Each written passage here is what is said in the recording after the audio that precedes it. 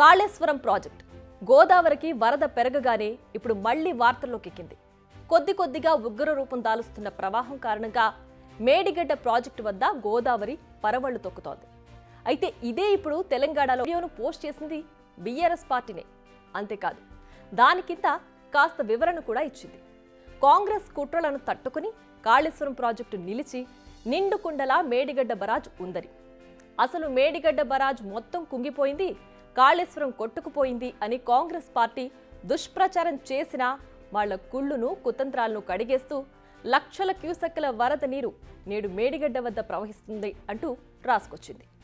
ఎన్ని కుట్రలు చేసినా ఎప్పటికీ కాళేశ్వరం ప్రాజెక్టు తెలంగాణకు జీవధార, సజీవ జలధార అంటూ కొటేషన్స్ కూడా ఇచ్చింది. కేసీఆర్ మీద కక్షతో కాళేశ్వరం మీద బురద చల్లే ప్రయత్నం ఎవ్వరు చేసినా చరిత్రహీనులుగా మిగిలిపోవడం ఖాయమని తేల్చేసింది బీఆర్ఎస్ పార్టీ. ఇక ఈ ట్వీట్ను రీట్వీట్ చేశారు కేటీఆర్. త్వరలో తాము మేడిగడ్డను సందర్శిస్తామని, నిజాన్ని ఎప్పటికీ దాచలేరంటూ రాసుకొచ్చారు కేటీఆర్. బాగుంది, అంతా బాగుంది. మేడిగడ్డ బరాజ్ నిండు కుండను తలపిస్తోంది, అందులో ఎలాంటి డౌట్ లేదు. కానీ మీరు ఈ వీడియోను గమనిస్తే మీకు ఓ విషయం అర్థమవుతుందా? అదేంటంటే, వచ్చిన నీరు వచ్చినట్టు దిగువకు వెళ్ళిపోతుంది. ఒక్క చుక్క కూడా స్టోర్ కావడం లేదు, అయ్యే అవకాశం కూడా లేదు. ఎందుకంటే అన్ని గేట్లను ఎత్తుంచారు. ఇక్కడ మరో విషయం ఏంటంటే, మేడిగడ్డ ప్రాజెక్టుకు ఏం కాలేదు, చెక్కు చెదరలేదు అంటూ చెప్తున్నారు బీఆర్ఎస్ నేతలు. కానీ వారు ఓ విషయం మర్చిపోయినట్లున్నారు. గోదావరికి వరద పెరుగుతున్న కొద్దీ ఇంజనీర్లలో టెన్షన్ కూడా పెరుగుతోంది. దానికో కారణం ఉంది. అది తెలుసుకునే ముందు ఫస్ట్ మేడిగడ్డలో అసలేం జరుగుతుందో మరోసారి గుర్తు చేసుకుందాం. ఈ వర్షాకాలంలో ప్రాజెక్టుకు ఎలాంటి ఇబ్బంది తలెత్తకుండా చాలా జాగ్రత్తలు తీసుకున్నారు. నేషనల్ డ్యామ్ సేఫ్టీ అథారిటీ ఎక్స్పర్ట్ల సలహా ప్రకారం చాలా రిపేర్లు కూడా చేశారు. 7వ బ్లాక్లోని 21 నంబర్ గేట్ను తొలగించారు. అది కూడా కట్ చేసి తీయాల్సి వచ్చింది. గుంతలను సిమెంటు, కెమికల్ కాంక్రీట్తో పూడ్చారు. 7వ బ్లాక్లో కొత్త షీట్ ఫైల్స్ వేశారు. బరాజ్ అప్ డౌన్ స్ట్రీమ్స్లో కొట్టుకుపోయిన సీసీ బ్లాక్లను సరిచేశారు. కుంగిన బేస్మెంట్పై సిమెంట్ లేయర్ వేసి ఈక్వల్ చేశారు. ఇవన్నీ చేసిందెందుకు? జస్ట్ ఈ వర్షాకాలంలో పైనుంచి వచ్చే ప్రవాహాన్ని తట్టుకుని నిలబడ్డానికి, బరాజ్ మరింత డ్యామేజ్ కాకుండా ఉండేందుకు.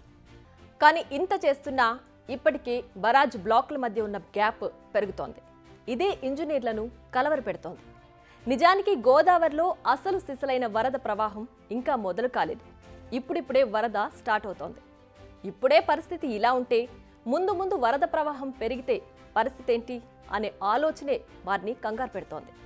అసలు అలాంటిది ఏది జరగకూడదని కోరుకోవడం కాదు, జరగకూడదంతే. ఎందుకంటే ఎన్నో వేల కోట్లతో నిర్మించారు ఈ బరాజ్ని. ఎంతో ప్రజాధనం ఇప్పుడు నీళ్లలో పోసినా పన్నీర్లా కాకూడదు కదా. మరి అసలు సీన్ ఇలా ఉంటే బీఆర్ఎస్ నేతలు కేటీఆర్ మాత్రం అంతా బాగైపోయిందని చెప్తున్నారు. రాష్ట్ర ఎదుగుదలను చూసి ఓర్వలేని వారంతా కుట్రలు చేస్తున్నారని చెప్తున్నారు. డ్రోన్ ఎగరేస్తే అద్భుతమైన సీనరీ కనిపిస్తుంది, కానీ నేలకు దిగి చూస్తేనే కదా అందులో ఉన్న లొసుగులు కనిపించేది. ఇప్పుడు ఈ వరద మొత్తం పోయిన తర్వాత పిల్లర్లు మరింత కుంగాయా లేక సేఫ్గానే ఉన్నాయే అనేది చెక్ చేయాలి. అప్పుడు రిపేర్లు ఏ మేర చేస్తే మళ్లీ గేట్లను ముయ్యొచ్చు, నీటిని నిల్వ చేయొచ్చు అనేది క్లారిటీ వస్తుంది. నిజానికి ఈ విషయాలు బీఆర్ఎస్ పెద్దలకు తెలియని కావని చెప్పాలి. కానీ తెలిసి కూడా ప్రజలను తప్పుదారి పట్టించడం, లొసుగులను కప్పిపుచ్చుకోవడం సరైందేనా అనేది ఆలోచించాలి. గతంలో కూడా కేటీఆర్ ఇలానే చేశారు. ఓ పేపర్లో రిపేర్లు పూర్తయ్యాయంటూ వచ్చిన న్యూస్ను తమకు అనుకూలంగా మలుచుకునే ప్రయత్నం చేశారు. అప్పుడైతే కేసీఆర్కు క్షమాపణలు చెప్పాలి, ముక్కును నేలకు రాయాలంటూ రాసుకొచ్చారు. మళ్ళీ ఇప్పుడు కూడా అదే తీరులో తప్పుదో పట్టించేందుకు ప్రయత్నిస్తున్నారు. ఇది కరెక్ట్ కాదు కదా కేటీఆర్ గారు. మీ రాజకీయం కోసం ప్రజలను పిచ్చివాళ్లను చేయొద్దని మా మనవి. బిగ్ టీవీ అవుట్లుక్ కథనాలు నచ్చితే వెంటనే బిగ్ టీవీ ఛానల్ ను సబ్స్క్రైబ్ చేయండి.